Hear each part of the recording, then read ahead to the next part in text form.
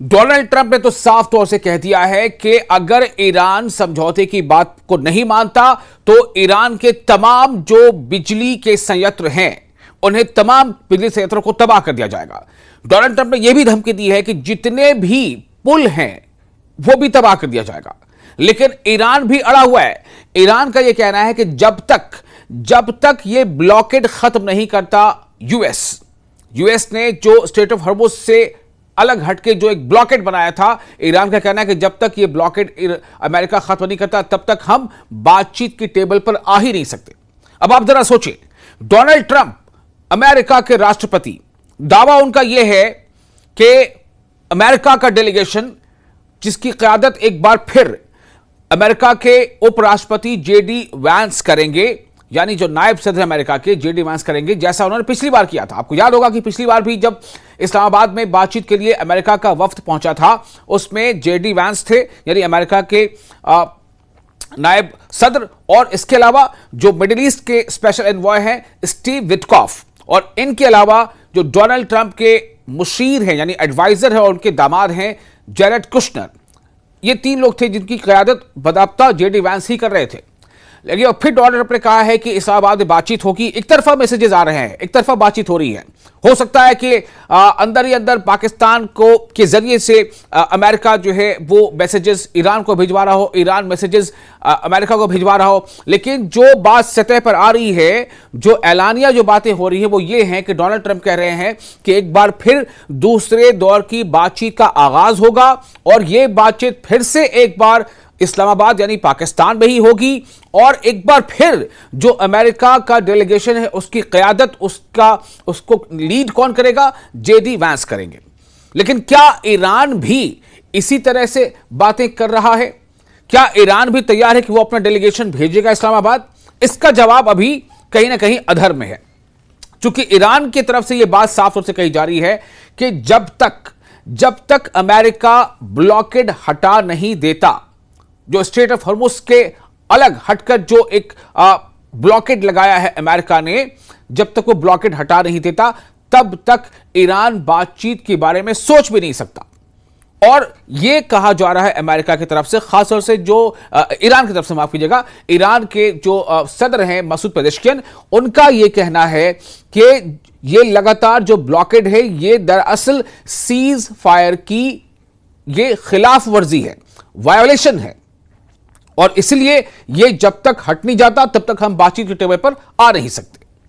इसके पहले कई तरह की बातें हुई। डोनाल्ड ट्रंप ने कई तरह के दावे कर दिए कि ईरान तैयार है, ईरान जो है वो अफजूदा यूरेनियम वो ईरान से बाहर करने के लिए तैयार है और वो अमेरिका को मुंतकिल कर दिया जाएगा। तमाम तरह की बातें कह दी गई। और जो बैलिस्टिक मिसाइल या जो भी मिसाइल डेवलपमेंट प्रोग्राम है वो ईरान जो है उसे लिमिटेड कर देगा। लेकिन ईरान ने लगातार इसकी तरदीद की, इसका खंडन किया। यहां तक कि ईरान के जो पार्लियामेंट है वहां के उस पार्लियामेंट के स्पीकर बाकर कालिबाफ, उन्होंने यह कह दिया कि क्या इस तरह की बातें, इतनी संजीदा बातें, वॉर जो इन्फेक्टेड जो 2 कंट्रीज हैं, क्या उनके बीच की ये मुआहदे सोशल मीडिया पर तय होंगे? ऐसा नहीं होगा। अब सवाल यह पैदा होता है कि फिर डोनाल्ड ट्रंप के इस दावे का क्या? इससे पहले भी डोनाल्ड ट्रंप ने कई बार दावे किए, कई बार वादे किए, कई बार धमकियां दी, लेकिन दुनिया ने देखा कि उनकी धमकियों का क्या हुआ, उनके दावों का क्या हुआ। डोनाल्ड ट्रंप के अगर सोचें या उनके बारे में बात करें तो उन्होंने तो कह दिया है बहुत पहले ही, उन्होंने बहुत पहले क्लियर कर दिया है कि ईरान तबाह हो चुका, उसकी नेवी तबाह हो चुकी, उसकी एयरफोर्स तबाह हो चुके, उसके तमाम मिसाइल का जखीरा को हमने लगभग खत्म कर दिया, उसके सारे तमाम लॉन्चर्स जो है मिसाइल लॉन्चर उसको हमने खत्म कर दिया, और उसके जितने भी न्यूक्लियर पॉइंट्स थे या जो सेंटर से उस पर हमने तबाह कर दिया। तो भाई सब कुछ कर दिया है तो फिर बातचीत की क्या जरूरत पड़ रही? फिर क्यों आप बातचीत करना चाहते हैं? अब बातचीत करने के लिए रह ही क्या गया? बहरहाल अब देखना यह होगा कि अमेरिका और ईरान के बीच सालिसी का किरदार जो पाकिस्तान अदा कर रहा है, इसमें कोई दो राय नहीं कि पाकिस्तान ने अपनी तरफ से काफी मेहनत की है। अब ये अमेरिका के कहने पर की है, अमेरिका के दबाव में की है, या किसी और अपने सऊदी अरब जो उसका दिफाई जो हलीफ है उसके कहने पे की है, यह अलग बात है, लेकिन की है। आपको याद होगा कि अभी 3 दिन पहले की बात है जब शहबाज शरीफ ने सऊदी अरब का दौरा किया था, कतर का दौरा किया था, और उसके अलावा आपने यह भी देखा कि जो फील्ड मार्शल है या पाकिस्तान के आर्मी चीफ आसिम मुनीर, वो कहां गए थे? वो सीधा ईरान गए थे। और खबर यह है कि ईरान के बाद वो कहां जाएंगे? अमेरिका जाएंगे। यानी कि अंदर ही अंदर ये चीजें चल रही हैं। अमेरिका अपनी बातें पहुंचा रहा है ईरान तक। जरिया कौन है? पाकिस्तान। ईरान उस पर अपना रिस्पांस पहुंचा रहा है अमेरिका तक। जरिया कौन है? पाकिस्तान। लेकिन डोनाल्ड ट्रंप ऊपर ऊपर जो है वो बड़ी बड़ी बातें भी कर रहे हैं। ईरान के विदेश मंत्री ने कहा है, ईरान के विदेश मंत्री कौन है, यानी वजीर खारजा कौन है? अब्बास अरागची। तो ईरान के वजीर खारजा ने कहा है कि अमेरिका गलत इरादे और कूटनीति की गंभीरता की कमी दिखा रहा है। यानी डिप्लोमेसी में जो सीरियसनेस होनी चाहिए वो अमेरिका के बर्ताव में कहीं भी नजर नहीं आ रहा है। ये अब्बास अरागची कह रहे हैं। ईरान के शीर्ष राजनयिक यानी डिप्लोमैट ने अपने पाकिस्तानी हममनसब से कहा है, काउंटर पार्ट से कहा है कि बातचीत में वॉशिंगटन की मांगें और ईरानी जहाजों व बंदरगाहों को दी जा रही धमकियां अमेरिका की बेईमानी के साफ इशारे हैं, साफ संदेश हैं। इसलिए अब्बास अरागची ने कहा कि ये बातें पाकिस्तान के अब्बास अरागची ने, जो ईरान के वजीर खारजा हैं यानी फॉरेन मिनिस्टर है, उन्होंने पाकिस्तान के फॉरेन मिनिस्टर इशाक डार से कही है, जैसा कि ईरान के सरकारी मीडिया ने बताया है। अब इससे क्या पता चलता है कि एक तरफ अमेरिका चाहता है कि ईरान जो है वो बातचीत के टेबल पर आए, फिर वहीं जो खबरें हैं, ऐसी रिपोर्ट्स आ रही हैं कि जो यूएस की जो नेवी है जिसने ब्लॉकेट कर रखा है हॉर्मुज से थोड़ा अलग हटकर, उसने ईरान के एक टैंकर को निशाना बनाया है। इसको लेकर के ईरान काफी गुस्से में है और ईरान यह कह रहा है कि यह सरासर सीज फायर का वायोलेशन है। मतलब यहां पर यह है कि जो स्थिति है, जो हालात है, काफी वो धमाका खेज हो चुके हैं, काफी विस्फोटक हो चुके हैं। अगर किसी एक पक्ष ने भी अपना आपा खोया या संजीदगी में थोड़ी भी कमी की तो फिर यह युद्ध जो अभी ठहरा हुआ है यह एक महायुद्ध में तब्दील हो सकता है, एक अजीम जंग में बदल सकता है। तो ये तमाम चीजें दिखाती हैं कि वॉशिंगटन और तेहरान के बीच तनाव बढ़ता ही जा रहा है, क्योंकि सीज फायर यानी जंगबंदी बुधवार को खत्म होने वाला है। ये जंगबंदी कब खत्म होने वाली है? बुधवार को, वेडनेसडे। और इससे साफ यह भी जाहिर हो रहा है कि अब दोनों मुल्कों पर कहीं ना कहीं दबाव है कि वो इस बारे में बहुत ही संजीदगी के साथ कदम आगे बढ़ाएं। क्योंकि सीज फायर जो 2 हफ्ते का था, वो सीज फायर के लिए बस अब 2-3 दिन रह गए, 2 दिन। इससे इस हफ्ते यानी कि जो इस्लामाबाद में बात होने वाली, हालांकि डोनाल्ड ट्रंप की बातों पर यकीन करें, मैं कह रहा हूं कि अगर आप करना चाहें, जैसा उन्होंने कहा है, जैसा ट्रुथ सोशल मीडिया पर बार बार वो अपना मैसेज डालते रहते हैं, तो उसमें उन्होंने कहा है कि सोमवार के दिन, जैसा उन्होंने कहा था कि सोमवार के दिन अमेरिका का डेलीगेशन इस्लामाबाद पहुंच जाएगा। फिर उनसे 10 बातें सामने आ रही है कि मंगल के दिन बातचीत हो जाएगी। भाई बातचीत कैसे होगी? बातचीत का मतलब है कि अमेरिका का डेलीगेशन हो और उसके सामने ईरान का डेलीगेशन हो। बीच में वहां पर सालसी का किरदार पाकिस्तान अदा कर रहा है, लेकिन ईरान का डेलीगेशन तो अभी पहुंचा ही नहीं और ना अभी पहुंचने की कोई बात सामने है।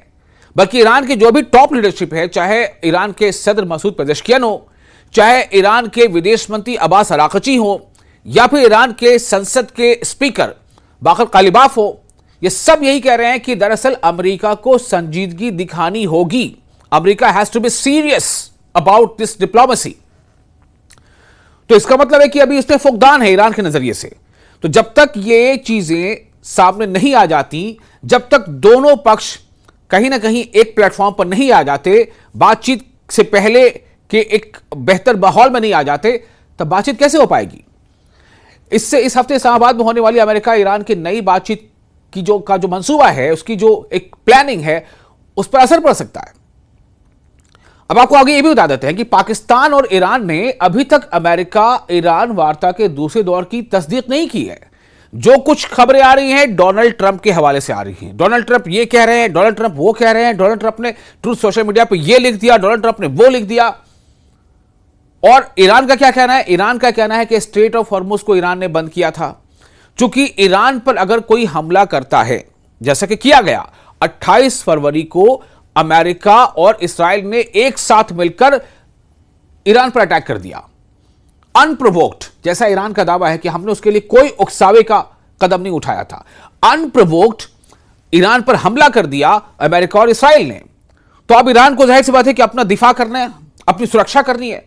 तो ईरान जो भी हमले कर रहा है वो अपनी सुरक्षा में कर रहा है, जो भी कदम उठा रहा है अपनी सुरक्षा में उठा रहा है।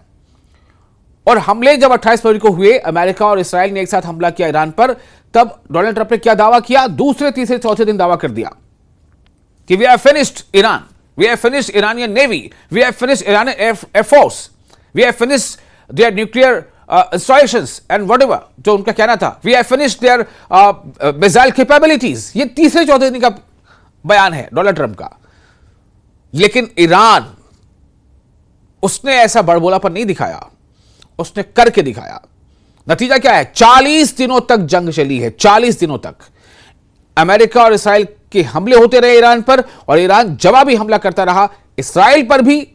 इसराइल के कोई भी एक ऐसा शहर नहीं है जो ईरान के हमले से बचा हो, चाहे तेल अवीव हो, चाहे यरूशलेम हो, चाहे हाइफा हो, या चाहे बैतुल-शमस हो, कोई भी ऐसा, या फिर दूसरे शहर हो।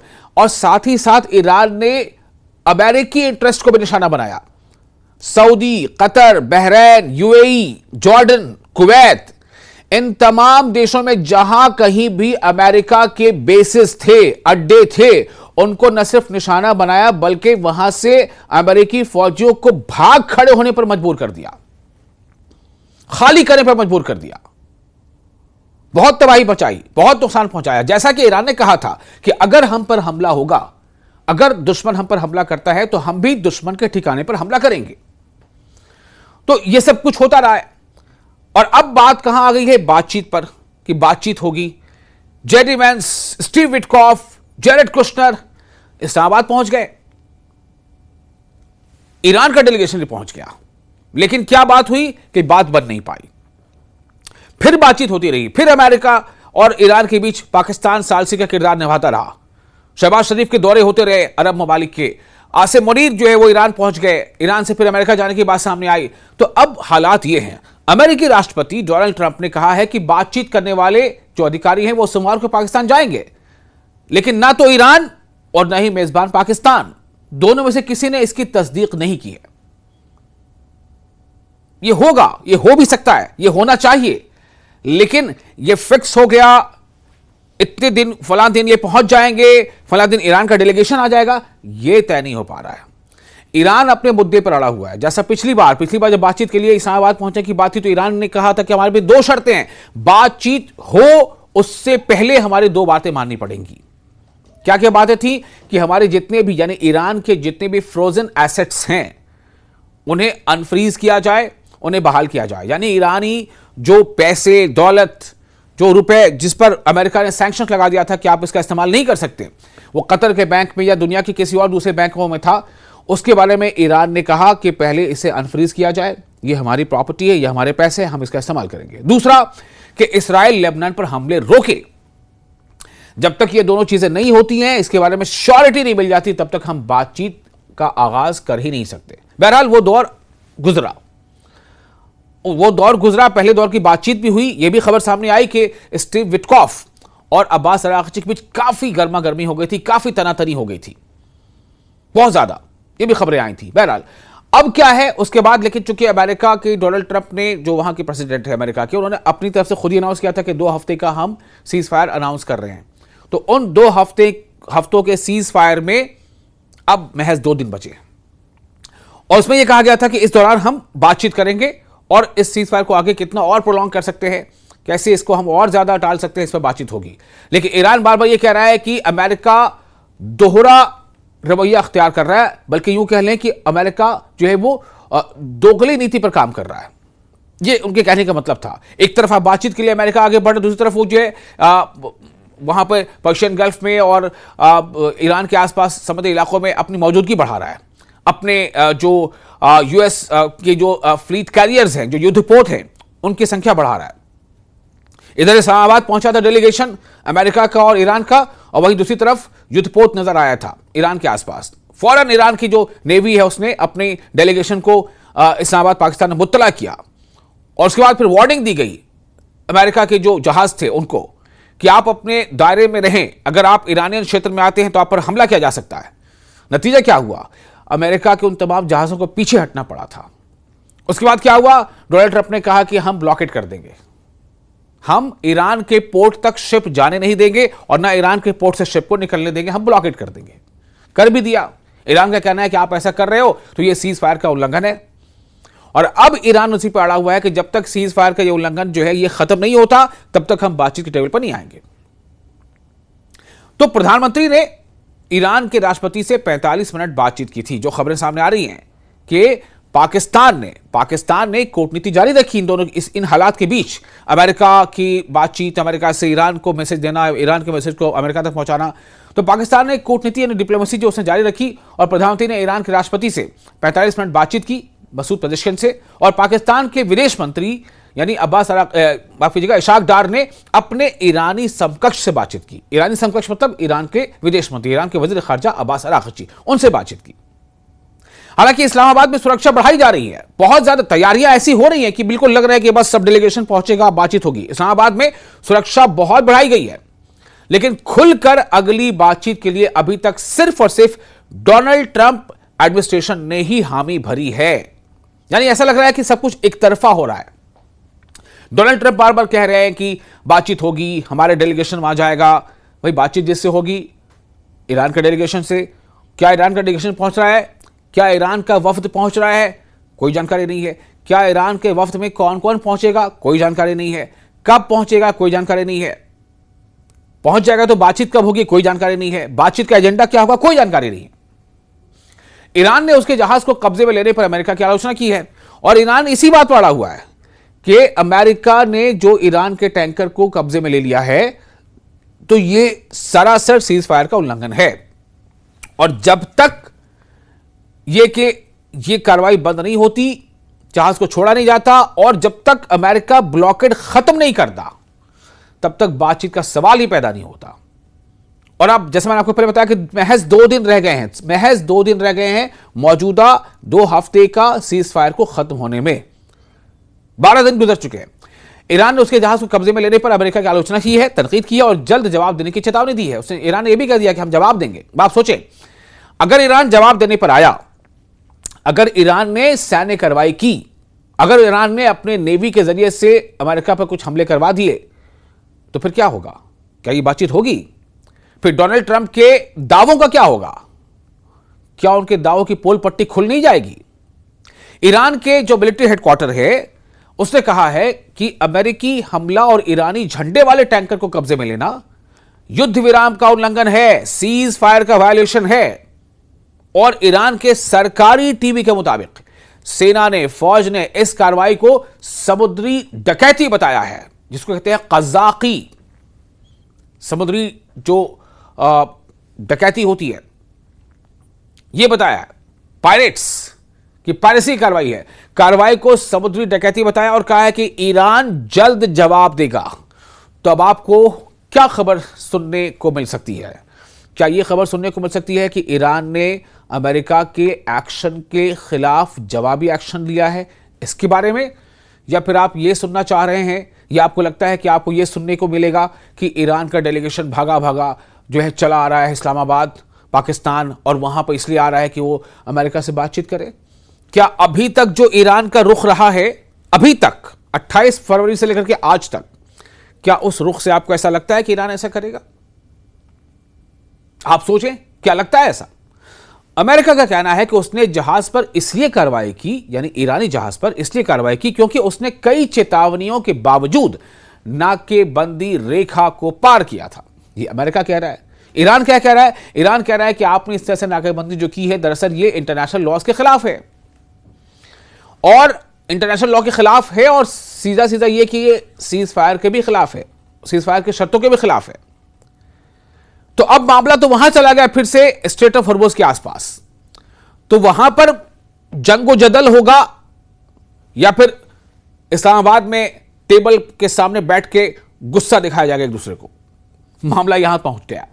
इस बीच ईरान के जो उपराष्ट्रपति हैं, यानी नायब सदर हैं, जिनका नाम है मोहम्मद रजा आरिफ, उन्होंने कहा है कि वैश्विक ईंधन की कीमतें, यानी वर्ल्ड एनर्जी के लिए जो फ्यूल चाहिए उसकी कीमतें जितनी इसमें इनस्टेबिलिटी है, उछाल आ रहा है, फिर थोड़ी कमी आ रही, फिर उछाल आ रहा है, ये तभी स्टेबल हो सकती हैं, ये कीमतें तभी स्थिर हो सकती हैं जब ईरानी तेल एक्सपोर्ट पर आर्थिक और सैन्य दबाव खत्म किया जाए।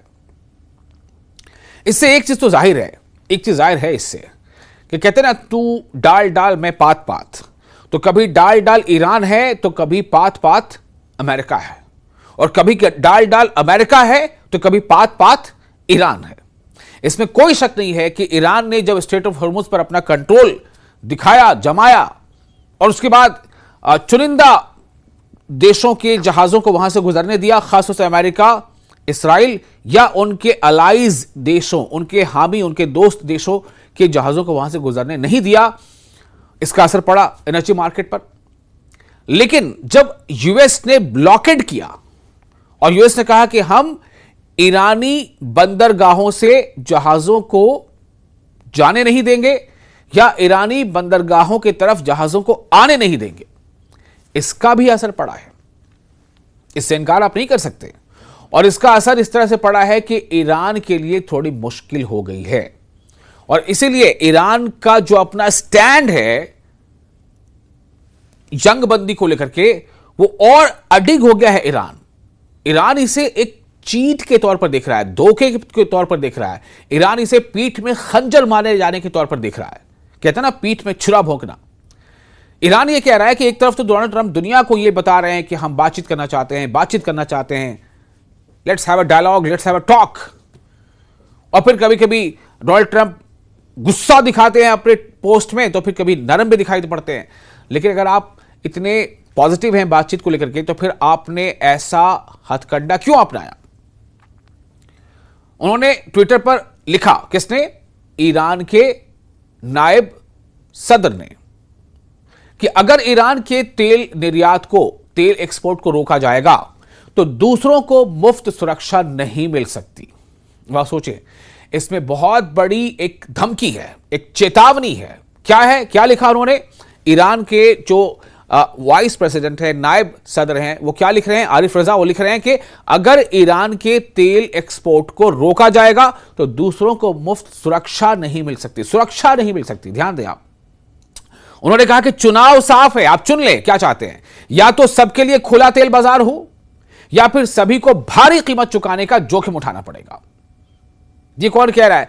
ये कह रहे हैं ईरान के वाइस प्रेसिडेंट आरिफ रजा। तो एक तरफ तो ये हालात हैं, हॉर्मुज़ के आसपास के हालात ये हैं, और ब्लॉकेड को लेकर के जो यूएस का जो ब्लॉकेड है, और उस यूएस ब्लॉकेड ने जो जिस तरह से ईरान के एक टैंकर जहाज को कब्जे में ले लिया, उसको लेके ईरान जो है वो चराग पा है, गुस्से में लाल है। और दूसरी तरफ डोनाल्ड ट्रंप कह रहे हैं कि हमारी डेलीगेशन जा रहा है इस्लामाबाद और हमारी बातचीत होगी। तो ये बड़ा एम्बिग्विटी है डोनाल्ड ट्रंप के कदम में, और अभी शुरू से लेकर अब तक यही देखा जा रहा है कि एक तरफ डोनाल्ड ट्रंप ये मूव कराते हैं, दुनिया को बताते हैं कि हम बातचीत करना चाहते हैं, दूसरी तरफ वो हमला कर देते हैं। बातचीत हो रही होती है, अमेरिका हमला कर देता है। बातचीत के लिए कदम आगे बढ़ रहे होते हैं, अमेरिका कोई ना कोई ऐसा कदम उठा लेता है जिससे फिर से टकराव आ जाता है। तो सवाल ये पैदा होता है कि दरअसल क्या डोनाल्ड ट्रंप को बार बार ये लगता है कि बातचीत हो जाएगी और सब कुछ शांत हो जाएगा, तो क्या इसमें अमेरिका की हार है? और क्या अमेरिका खुद को हारा हुआ दुनिया के सामने जाहिर नहीं करना चाहता? क्या इसलिए वो इस तरह के हथकंडे अपना रहे हैं?